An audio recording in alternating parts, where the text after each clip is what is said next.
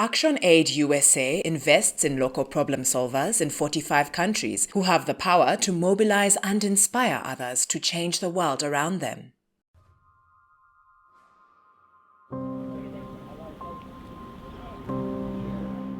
I cannot live my life in isolation. I choose to speak out. I choose to voice out. I choose to claim my space. It's not easy. It's not easy. I've been threatened. Everywhere I go with my partner, it's always an issue. I don't feel safe in my streets because I've already gotten threats from different guys who threaten that I need to be corrected. How can I be a woman who also dates women? So where I live, it's not a safe space because you find that there's different people from different cultures who believe that men are entitled to women's body. In this abandoned building where we found one of our friend's bodies here, lying here, she was murdered brutally.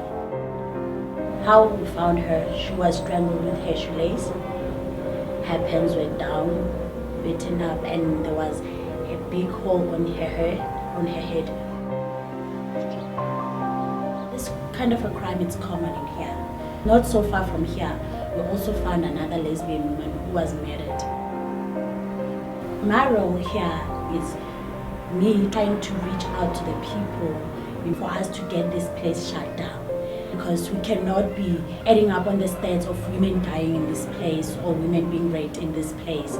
Because every time when we pass here, it's more like we get reminded that next time it could be me.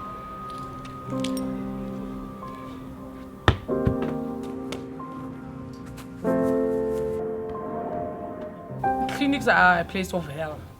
Police stations are not safe. Whether you're gay, whether you're heterosexual, the mere fact you're a woman is still an issue. If you look at in our country, we have transgender people who some of them have been violated, where their rights have been violated.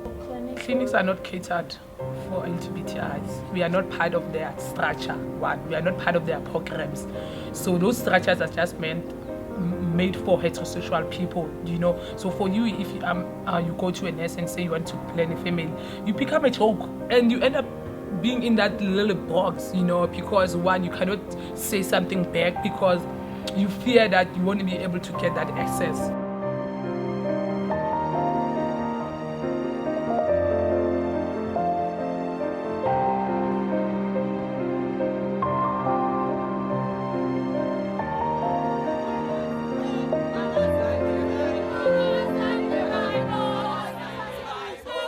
Being part of had made us to be more empowered.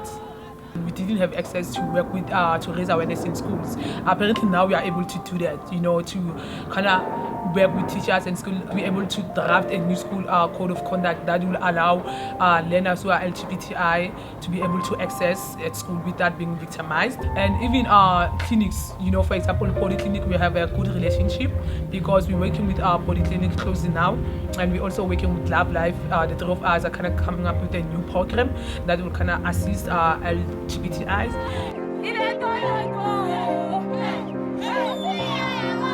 Ra has created a safe space for LGBTI, but it also kind of educated a lot of people because you can be lesbian, but there are certain things that you don't understand about you as being LGBTI, your rights, you know.